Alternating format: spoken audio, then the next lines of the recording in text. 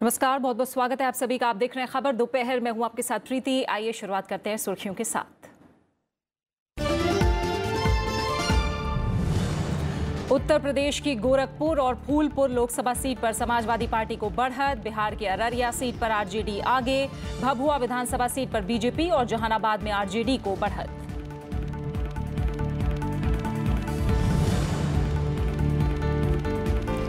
अवरोध के बीच ही लोकसभा से वित्त विधेयक पारित। विनियोग विधेयक और अनुदान मांगों को भी मंजूरी।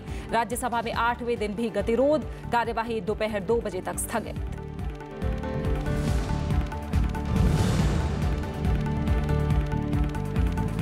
बीजेपी और कांग्रेस ने की एक दूसरे के राज्यसभा उम्मीदवारों की चुनाव आयोग में शिकायत। बीजेपी की गुजरात से कांग्रेस प्रत्याशी नारायण भाई राठवा का नामांकन रद्द करने की मांग। कांग्रेस ने हरियाणा से बीजेपी उम्मीदवार डीपी वत्स पर लगाया लाभ के पद पर होने का आरोप।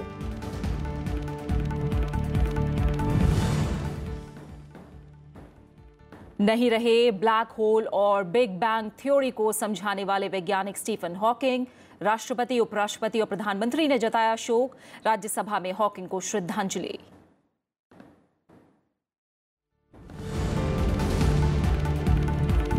और टी20 ट्राई सीरीज में आज भारत और बांग्लादेश के बीच मुकाबला। कोलंबो में शाम 7 बजे से मैच। रोहित शर्मा की अगुवाई में जीत के हैट्रिक लगाने उतरेगी टीम इंडिया।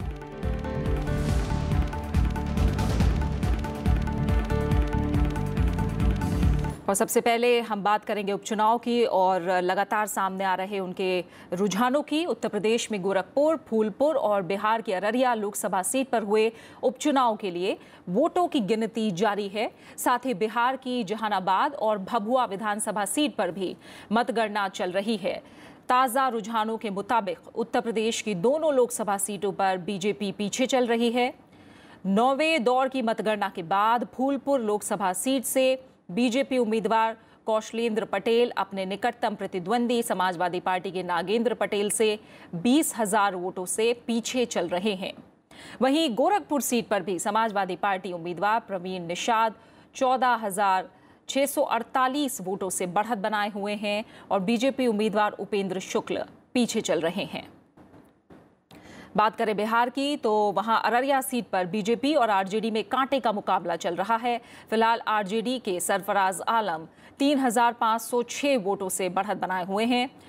बिहार की 2 विधानसभा सीटों पर हुए उपचुनाव में जहानाबाद सीट पर आरजेडी उम्मीदवार 14,220 वोटों से और भभुआ सीट पर बीजेपी उम्मीदवार 6,651 वोट से बढ़त बनाए हुए हैं। और फिलहाल इस समय हमारे साथ स्टूडियो में मौजूद हैं वरिष्ठ पत्रकार स्मिता मिश्रा। समझने की कोशिश करेंगे कि जो तमाम रुझान आ रहे हैं उनके क्या संकेत मिलते हैं। बहुत बहुत स्वागत है आपका स्मिता। हमारे साथ जुड़ने के लिए बहुत बहुत शुक्रिया आपका। बड़ी नजरें हैं सबकी इन रुझानों पर, इन नतीजों पर। क्या संकेत मिल रहे हैं अब तक जो रुझान सामने आए हैं? नहीं, अगर उत्तर प्रदेश से शुरुआत करें, वैसे तो उपचुनाव दोनों राज्यों में हो रहे हैं, लेकिन आप भी जानती हैं कि इस दौर के उपचुनाव में सबसे ज्यादा लोगों की नजर, राजनीतिक विश्लेषकों की भी और राजनीतिक दलों के भी जो ज्यादा नजर है वो उत्तर प्रदेश के उपचुनाव पर है, गोरखपुर और फूलपुर में। बिल्कुल। फूलपुर के अभी तक जो रुझान आ रहे हैं वो शुरू के कुछ देर को छोड़ करके देखा जाए तो एक लगातार एक कांस्टेंट जो है समाजवादी पार्टी की बढ़त वहां दिखाई दे रही है।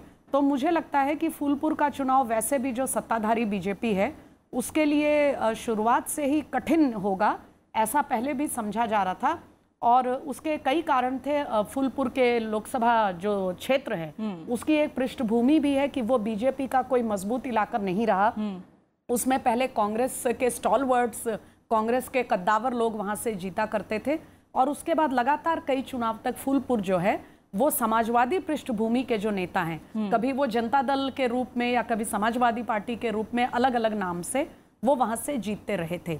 तो ये जो 2014 में लोकसभा का चुनाव हुआ जिसमें बीजेपी ने अब तक का अपने सबसे बेहतरीन प्रदर्शन किया था, उसी में केवल फूलपुर में बीजेपी के उम्मीदवार केशव मौर्य जी जीत पाए थे। बिल्कुल। तो वहां तो कठिन परीक्षा होगी और रिजल्ट किधर भी जा सकता है, इस तरह के इम्कान पहले से थे।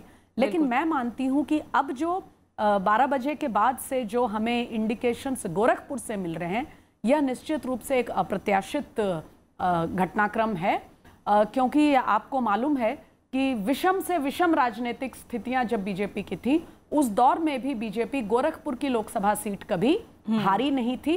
चाहे प्रदेश में उनकी सरकार रही नहीं रही, लोकसभा में भी उनका प्रदर्शन अच्छा रहा या न रहा, ये माना जाता था, एक तयशुदा होता था कि गोरखपुर की लोकसभा जो है वो बीजेपी के खाते में जाएगी। तो आज की परिस्थिति में जब लोकसभा में बीजेपी ने वहां का अपना सर्वश्रेष्ठ प्रदर्शन किया और उसके बाद विधानसभा में अब तक के इतिहास का सबसे बड़ा बहुमत लेकर के बीजेपी सरकार में आई, तो उसके बाद गोरखपुर की सीट में, हालांकि मैं ये जरूर जोड़ना चाहूंगी कि जितने वोट पोल किए गए हैं, यानी जितना मतदान वहां हुआ है, उसके अनुपात में आप देखें तो अभी वोटों की गिनती जो है वो आधे वोटों की भी गिनती हुई नहीं है। अभी कई दौर, कई चरण जो है वो गिनती चलेगी, तो हमें शाम या दोपहर बाद तक का इंतजार जरूर करना चाहिए। लेकिन फिर भी उस सीट पर अगर जो विपक्ष के उम्मीदवार हैं वो आगे चल रहे हैं, तो ये वहां की सत्ताधारी दल के लिए और वहां के नेतृत्व के लिए इस पर बहुत गंभीरता से उनको विचार करने का समय आ गया है। क्योंकि केवल विपक्ष पर ये दोष मढ़ देना कि विपक्ष इकट्ठा हो गया, समाजवादी पार्टी और बसपा जो बिल्कुल एक दूसरे के धुर विरोधी पार्टियां थी, उन्होंने हाथ मिला लिया और अपने बसपा ने सपा के कैंडिडेट को समर्थन का ऐलान कर दिया। मुझे लगता है कि केवल इस पर बात को खत्म कर देने से काम नहीं चलेगा। निश्चित रूप से कहीं ना कहीं प्रशासन को लेकर, वहां के सरकार को लेकर हो सकता है प्रशासन को लेकर कुछ उदासीनता का भाव जनता ने, वहां वोटर ने महसूस किया हो सकता है वहां का वोटर योगी आदित्यनाथ जी को, जिसने हमेशा अपना इतना प्रचंड समर्थन दिया है, वो इस बार के उम्मीदवार को लेकर उसमें बहुत ज्यादा उत्साह ना रहा हो। क्योंकि हमें यह भूलना नहीं चाहिए कि गोरखपुर और फूलपुर दोनों में, और विशेष रूप से गोरखपुर में वोटिंग परसेंटेज इन दोनों सीटों पर काफी संतोषजनक बिल्कुल नहीं रहा। तो ये समझना चाहिए कि कहीं ना कहीं उत्तर प्रदेश के वोटर में इस दौर के उपचुनाव में उदासीनता का भाव आ गया था। ये उदासीनता का भाव क्यों आया? क्या उनको प्रशासन से शिकायतें हैं? क्या उन्होंने जिनको चुना उनसे शिकायतें हैं? क्या उम्मीदवार को लेकर नाराजगी है? इस पर काफी गहन विचार होना चाहिए। मैं समझती हूं कि गोरखपुर में अभी काफी उलटफेर हो सकता है।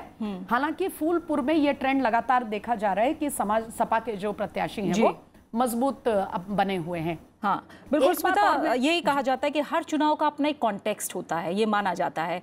तो ये उपचुनाव, क्या जिस तरह की बातें कही जा रही हैं 2019 के लिए सच में कोई बड़ा मैसेज लेकर आया है? नहीं, मुझे लगता है कि इसको सीधे 2019 से हम अभी जोड़ दें आज के नतीजों को, उससे पहले हमें इसको उत्तर प्रदेश की जो मौजूदा सरकार है, पहले हमें उससे जोड़ करके इसको देखना चाहिए। क्योंकि देखिए, कई बार ऐसा होता है कि जो वोटर है, जब वो बहुत उत्साह और उम्मीद के साथ वोट डालता है, काफी प्रचंड बहुमत देता है किसी भी दल को, तो फिर उसकी उम्मीदें जो हैं वो भी उसी अनुपात में होती हैं। तो ये होता है कि कई बार वोटर के मन में ये बात आती है कि हमें इस प्रशासन को, वो जो निराशा है उसको एकदम से रिफ्लेक्ट करने का उसके अंदर ये एहसास होता है, ताकि वो अपने नेतृत्व को ये संदेश दे सके कि कहीं ना कहीं कुछ गड़बड़ है, कृपया इसे दुरुस्त करिए। बिल्कुल, मैं समझती हूँ कि फिलहाल हमें इस नतीजे को उसी परिप्रेक्ष्य में, उसी बैकग्राउंड में देखना चाहिए। 2019 के लिए कितना संदेश है, नहीं है, क्या है, मुझे लगता है कि उसके लिए कोई भी इस समय एक स्वीपिंग एक कमेंट देना न्यायोचित नहीं होगा। मैं जरूर ये मानती हूँ कि कहीं ना कहीं उत्तर प्रदेश प्रशासन और वहां के प्रदेश नेतृत्व के लिए वहां के वोटर ने कोई संदेश देने की एक कोशिश की है।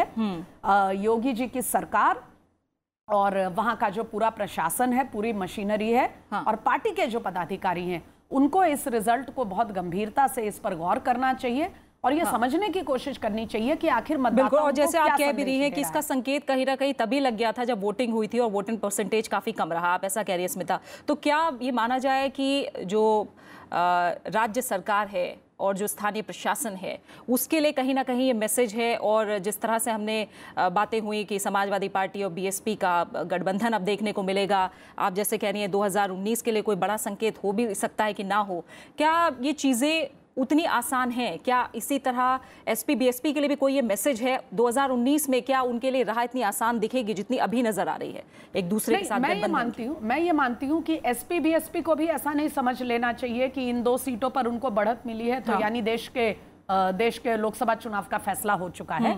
लेकिन ये जरूर है कि मुझे लगता है कि जिस दिन वोटिंग परसेंटेज जो था वो इतना कम आया, क्योंकि आपने गौर किया होगा आजकल लगातार भारत के सभी प्रदेशों में जो मतदान होता है वो अच्छा संतोषजनक मतदान प्रतिशत हमें लगातार देखने को मिलता रहा है। उस स्थिति को, उस परिप्रेक्ष्य को देखते हुए मैं ये बात कहना चाह रही हूं कि कहीं ना कहीं वहां के, मुझे लगता है कि योगी प्रशासन के लिए ये एक बिल्कुल सही वक्त पे आई हुई खतरे की घंटी है। बिल्कुल उचित समय पर आया है, क्योंकि सरकार को पूरा 1 साल अभी हुआ है। छोटा सा कमेंट आपसे बिहार के चुनाव को लेकर भी मैं चाहूंगी।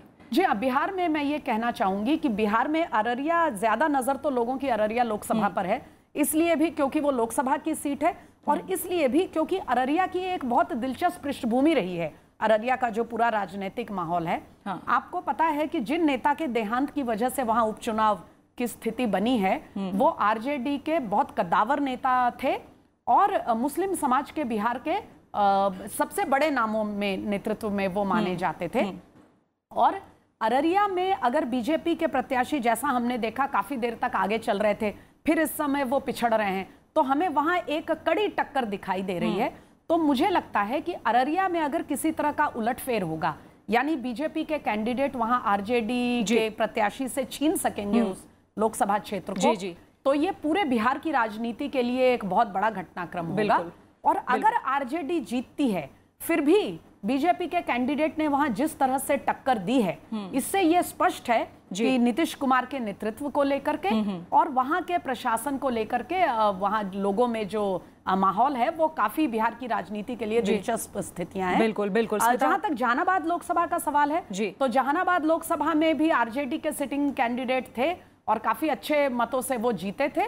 तो मुझे लगता है कि वही ट्रेंड वहां जो है वो कंटिन्यू कर रहा है। बिल्कुल स्मिता, फिलहाल आपको रोकना चाहूंगी, वक्त की कमी है हमारे पास। आपने अपना नजरिया सामने रखा, रुझान क्या संकेत दे रहे हैं वो हमें समझाया। फिलहाल बहुत बहुत शुक्रिया स्मिता आपका हमारे साथ जुड़ने के लिए, तमाम बातचीत के लिए।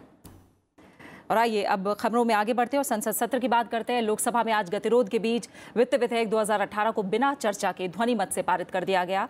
बिल पास कराने के लिए गिलोटीन प्रक्रिया का इस्तेमाल किया गया। वित्त विधेयक को लोकसभा में मंगलवार को पेश किया जाना था। सरकार की कोशिश थी कि विधेयक को चर्चा के बाद सदन से पारित कराया जाए, लेकिन विपक्षी दलों के अवरोध के चलते सदन में कामकाज नहीं हो पा रहा है। इसके अलावा गतिरोध के बीच लोकसभा में वित्त मंत्री अरुण जेटली ने विनियोग संख्यांक 2 विधेयक 2018 को विचार और पारित करने का प्रस्ताव भी किया, जिसे ध्वनि मत के साथ पारित कर दिया गया। इसके जरिए 2018-19 की अनुदान मांगों को स्वीकृत कर लिया गया है। वित्त मंत्री ने विपक्षी दलों के विरोध प्रदर्शन के बीच विनियोग संख्यांक 3 विधेयक 2018 को भी विचार और पारित करने का प्रस्ताव किया। इस विधेयक को भी मंजूर कर लिया गया। इस विधेयक के पारित होने से 2017-18 की अनुदान की अनुपूरक मांगों को मंजूरी मिल गई है। इसके बाद लोकसभा की कार्यवाही दिन भर के लिए स्थगित कर दी गई। तकनीकी रूप से वित्त विधेयक और विनियोग विधेयक को राज्यसभा में चर्चा के लिए भेजा जाएगा।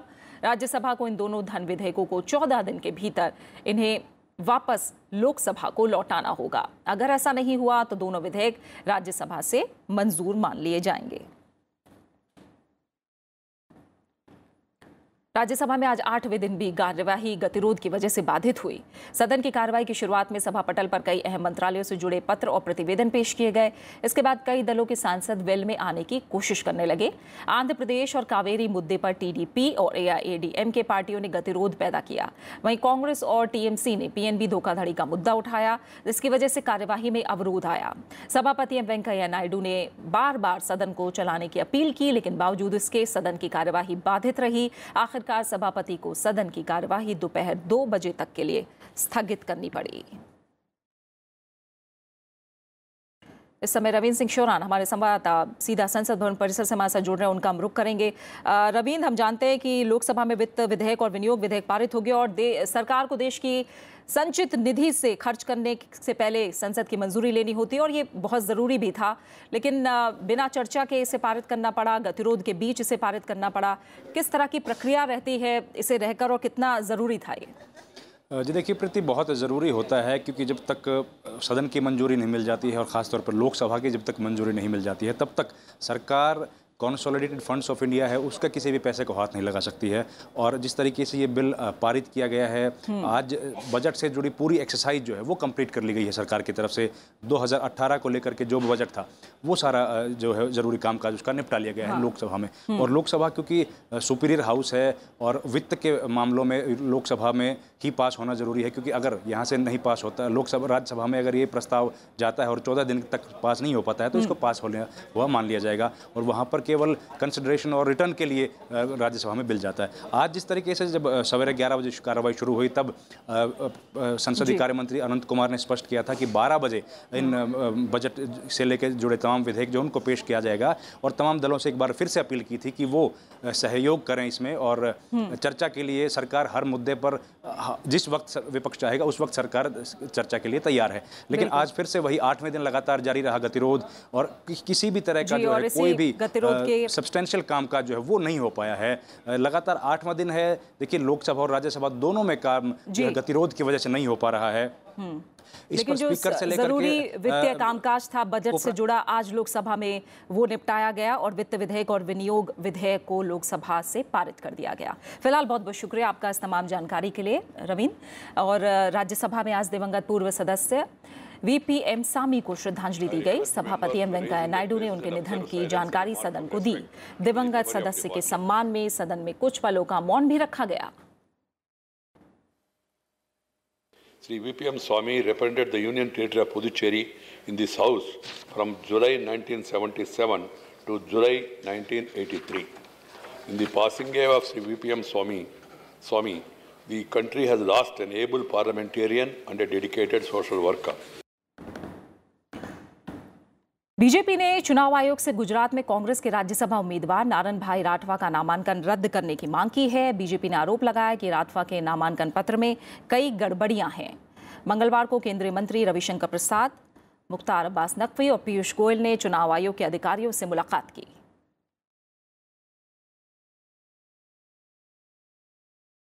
दूसरी तरफ कांग्रेस ने आरोप लगाया है कि हरियाणा से बीजेपी के राज्यसभा उम्मीदवार लेफ्टिनेंट कर्नल सेवानिवृत्त डीपी वत्स लाभ के पद पर हैं और उन्होंने नामांकन पत्र में इस जानकारी को छिपाया है। सदन में आज मशहूर वैज्ञानिक प्रोफेसर स्टीफन हॉकिंग के निधन पर उन्हें श्रद्धांजलि दी गई। सभापति एम वेंकैया नायडू ने उनके निधन की जानकारी सदन को दी। उन्होंने कहा कि प्रोफेसर स्टीफन हॉकिंग से दुनिया ने एक महान वैज्ञानिक को खो दिया है। Professor Stephen Hawking, renowned British physicist and cosmologist, passed away on the 14th of March 2018 at the age of 76 years. He had a rare early onset of slow progressing form of amyotrophic lateral sclerosis, also known as motor neuron disease, that gradually paralyzed him over the decades. But his indomitable Stephen Hawking एक ऐसा वैज्ञानिक जिसने wheelchair से ब्रह्मांड के कई रहस्यों का पता लगाया। बुधवार को इस महान वैज्ञानिक ने दुनिया से रुखसत ले ली। स्टीफन हॉकिंग ने ब्रिटेन के कैम्ब्रिज में स्थित अपने घर में आखिरी सांस ली। हॉकिंग का जन्म इंग्लैंड के ऑक्सफोर्ड में 8 जनवरी 1942 को हुआ था। 21 साल की उम्र में पता चला कि हॉकिंग मोटर न्यूरॉन बीमारी से पीड़ित है। इस बीमारी में शरीर के कई हिस्से लकवा के शिकार हो जाते हैं। कहा गया कि हॉकिंग की सांसें महज 2 साल और चलेंगी, लेकिन उन्होंने डॉक्टरों के इस अनुमान को झुठलाते हुए 76 साल की उम्र तक जिंदगी जी और सफलता के शिखर तक पहुंचे। बीमारी के बावजूद हॉकिंग पढ़ाई के लिए कैम्ब्रिज यूनिवर्सिटी पहुंचे और एल्बर्ट आइंस्टाइन के बाद सबसे बड़े भौतिक वैज्ञानिक बने। उन्होंने ब्लैक होल और सापेक्षता के रहस्यों का बारीकी से अध्ययन किया और इसे समझने में अहम भूमिका निभाई। I think the human race has no future if it doesn't go into space.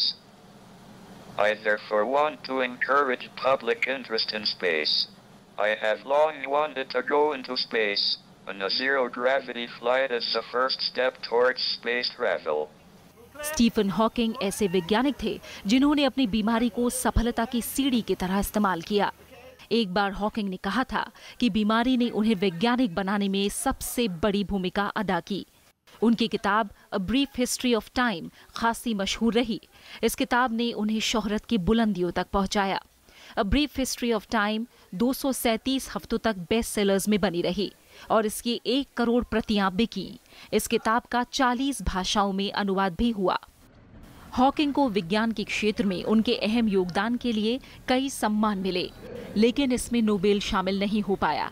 हालांकि हॉकिंग को ब्रिटेन का नागरिक होने के बावजूद अमेरिका के सबसे बड़े नागरिक सम्मान से नवाजा गया।